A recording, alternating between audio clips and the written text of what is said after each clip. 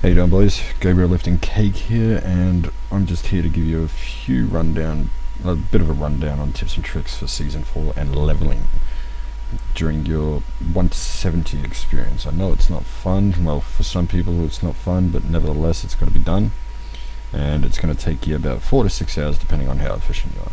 So let's get straight into it. Right now I'm just playing a bit of a build that I'm working on in the background. It's a Mangle spec. But yeah, at this point I'll just leave that play and I'll explain everything as we go. Okay, so first things first, you want to jump into adventure mode. You don't want to fuck around with campaign at all. So as soon as you're in the game, after you created your new character, just exit out, go straight back into adventure mode, and yeah, join your party and get going. You want to stay on hard at all times. Like, I know a lot of people go to easy, normal and all that sort of stuff, but hard's where you're going to be most efficient. Stay away from expert. It is completely inefficient. It is going to cause you more pain than it is going to actually benefit you. And by saying that, you know, the monster health in that top row there in expert is 320 up from hard, which is 120% increased health. And 59% increased damage. Boys, come on, that's a joke. You know, don't bother with it. It's not worth the extra EXP and gold fine. You're only getting 20% extra, and you're killing 120% more. Okay, it's just completely inefficient. Stay out of expert. Stay in hard. You might need to drop down to normal if RNG is not on your side, but in general, you're going to be sitting in that hard mode, boys. Okay, now, as soon as you get into game, whether you're in a party or not, you're going to want to go to your follower, go to the Templar, and just snake his weapon, boys. Don't bother anything else, just take his weapon, it's yours. It'll give you a damage spike, it'll give you 2 hands to work with. You're going to love it, okay? I know a lot of people already know about this, so if you do, I apologize, but this guide's for the people that haven't done this before, or, you know, aren't quite sure whether the meta changes, you know, affected the leveling or anything like that. It's all the same. Okay, number 3, play in a party. For the love of God, boys, play in a party. Play in a party of your own class, if possible. Okay? Play with 4 men, you get 4 times the experience pretty much, and, you know, basically mob scaling, as far as like HP is concerned, is not on the same level as how much damage you're going to be doing. So you're doing 4 times as much damage, but the mobs have only scaled, like, I think it's like, you know, I think it's like 15% a level. So you're doing 4 times as much damage, but they've only raised about 50% health. So you're going to be killing a lot more efficiently for more EXP, okay, and more drops and everything else. So definitely play in a party of 4 men and try and get in your class, because loot sharing is OP. We all know it. What may not be an upgrade for you will be an upgrade for somebody in your party, most likely, so don't forget that. Know your class, people. Know your class. Don't sit in town. Don't be that guy. Don't be sitting there going, oh, I don't know what skills to equip because I've never played this class before. Get into live right now during the off season and read over the class that you're going to be starting on this season. It doesn't matter whether you're maining the class, just what you're starting on. If you're going for farming efficiency, you're probably going to want to go Barb or Monk, okay? But if you're aiming for a DH, Monk is a good class to go on to start off with, because Dex gear is transferable, okay? What else we got here? At this current point, Halls of Agony level 3 is still the best place to be farming, well, leveling at least, so that hasn't changed at all. You know, there is an argument made for, you know, rifts and stuff like that, but you're relying on RNG. You do get blood shards out of it, you do get a higher legendary drop rate chance, but in the end, the consistency of Halls of Agony level 3, as mind-numbingly boring as it is to grind it about 80 million times, it's the most consistent way to level, okay? Especially in hard mode. You know, the blood shards and all that stuff and rifts are nice, but the tile set's randomized, the mobs are randomized. You could get horrible affixes that are just going to kick your ass. You know what I mean? Sometimes you'll get massive density and get like 20 levels on a rift. You know what I mean? Well, not 20, but like 3 levels on a rift, let's say. Plus you get the end game, the closing bounty. But it's just not worth it, man. In my opinion, it's not worth it. We'll probably end up doing it on my team because the people that I'm playing with don't particularly enjoy Halls of Agony, but nevertheless, Rifts are going to be the way to do it. You can see that on the 24-hour stream that I'm doing tomorrow night.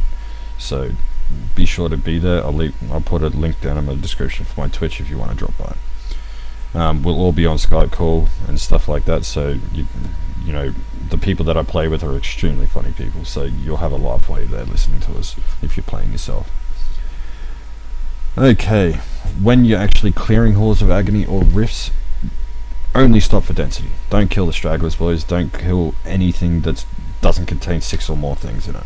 Okay, one mob is not good enough to be wasting 10 seconds of your time on. Go get some density, spec up to AoE skills and destroy it that way. Okay, leave it to bleed out. Alright, just leave it behind or let it, or kite it to the next place. Same goes for champ packs. Do not fight champ pack outside of density. If they're outside of density, skip them or kite them to density.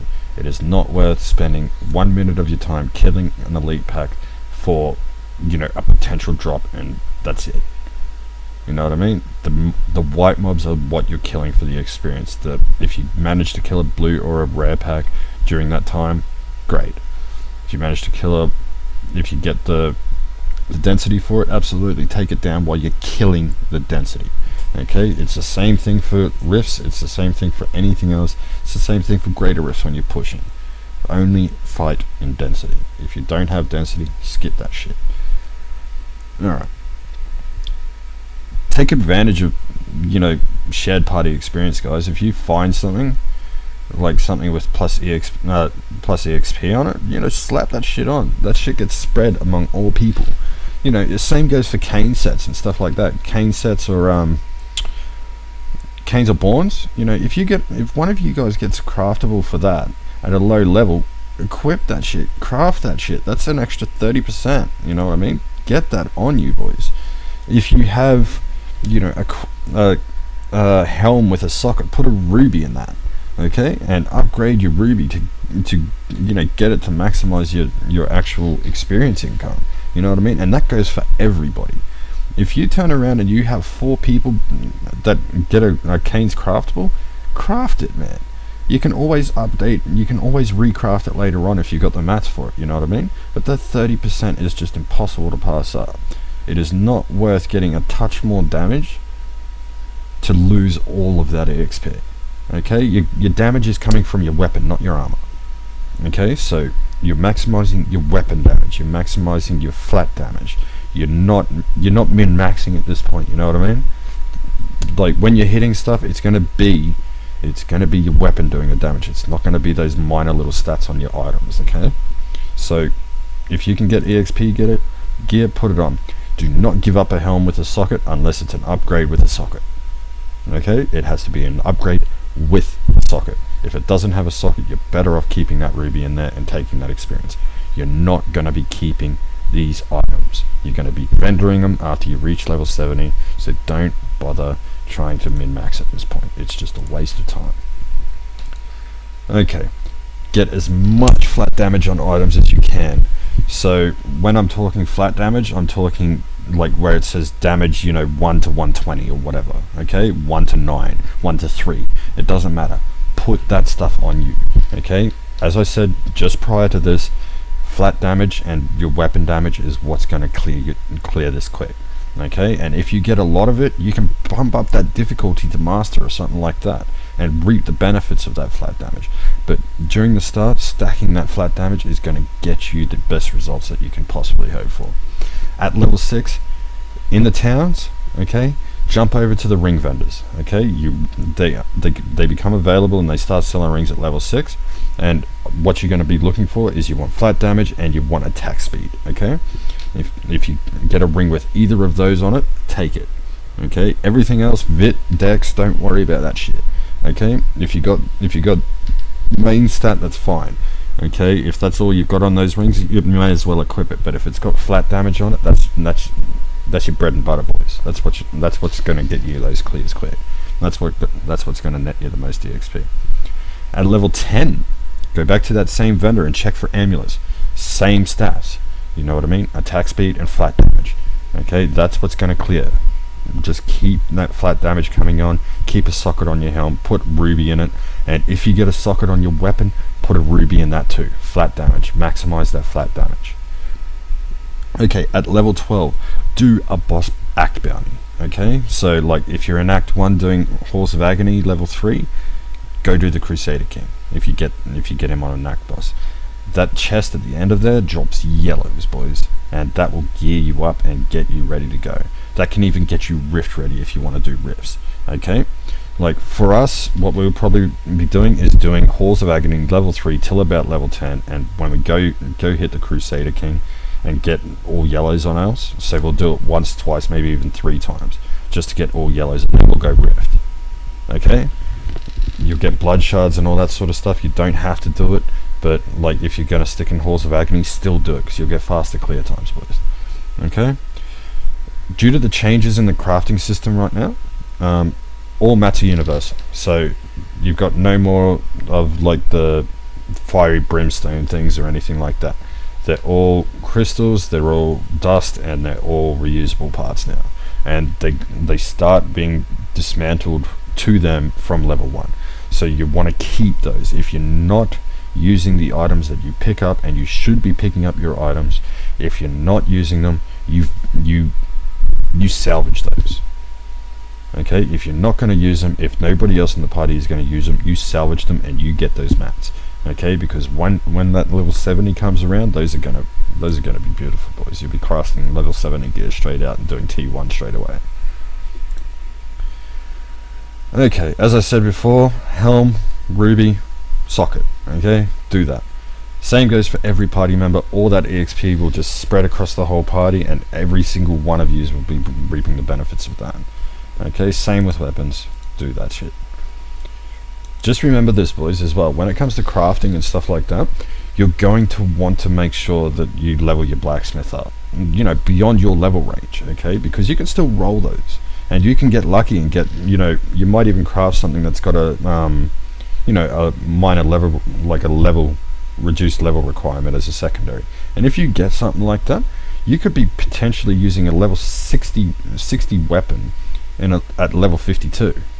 You know what I mean? All because you took the time to invest a little bit of that gold into that blacksmith. Okay, it's definitely worth doing, boys. Get onto that. You know what I mean? You don't waste it. If you get like 3 decent weapons and none of them rolled, and you go over to the enchantress and she doesn't give you any luck, you know, don't push it, boys. You hear about efficiency. If you can't get it, you can't get it. Go back later. Okay. One thing you're gonna definitely want to hold on to, if you or any member in your party picks up a puzzlerine or a bovine bardiches, I think they're called, or bovine staffs, guys. Once you reach level 70, that's going to open a cow portal and or a greed level. You know, you realize how much gold you're going to get at level 70 down there? It's going to be a lot of gold, man. That's going to set you up. You're going to be happy with yourself going down there. And those rest pleasant chats that you get in the cow level, boys. Talk about gear. You know what I mean? In general, at level 70, you're going to get at least 1 or 2 legendaries out of a cow rift. You know, you might get unlucky with some RNG sometimes, but yeah, in general, you're going to get good. You'll be fine. Okay, just remember, if somebody gets Borns or Canes, you're going to want to craft them. Other than that, boys, just keep pumping it out. Go try and hit AoE damage. That's the sort of stuff that's really going to clear fast. You know, you can just work within your group as well. You know what I mean? Like if somebody's got AoE damage or something like that, you can turn around and all of you can, you know, one of you can build AoE with the exploding palm or something like that, and you know the other guys can just flat DPS it. So one's got cyclone strike, one's got exploding palm, you know, and the rest are just, you know, single target damage. Okay, you know, optimize your group, make it work for you guys. Don't all go the same path. You know, do something that's efficient for the group, efficient for killing with the group. Okay, but AoE skills are definitely where you're going to want to, you know, put most of your effort into. Other than that, boys, I will see you guys later at the end game. I'll be definitely pushing hard this season. I'm going to try and get top 10. I got top 50 this season, so I think it's actually within my grasp. especially with the builds that are around at the moment. 2 of which I'm already good at because I spent a lot of time on the PTR. So yeah. Anyway, boys, I will see you guys soon. If you like it, give it a like. If you don't, give it a dislike. Please subscribe, it definitely helps. Linked down in the description and on Diablo fans, there will be links to my Facebook, my Twitter, and my Twitch. Don't forget to check them out. Okay, give them a like, follow, subscribe, whatever the case may be at this point. And my video's bugging out, so I'm sorry about that, but it doesn't matter. The video's over anyway, so we're all good. So yeah, doing a 24-hour stream for seasons kicking off, and then I'll be going pretty hardcore, and I'll be streaming most of my time in game for at least the first week. So you'll see me online a lot, boys. So don't be scared to jump by the channel. It's in the description once again. And yeah, say hi, come give me a follow, and yeah, we'll see if I can make a life out of this. I love this stuff. So yeah, see you guys soon. See you guys at endgame, and enjoy the leveling experience, guys. This is what seasons are all about, man. New tunes, new start, fresh start, new season. Let's do this. Later, boys.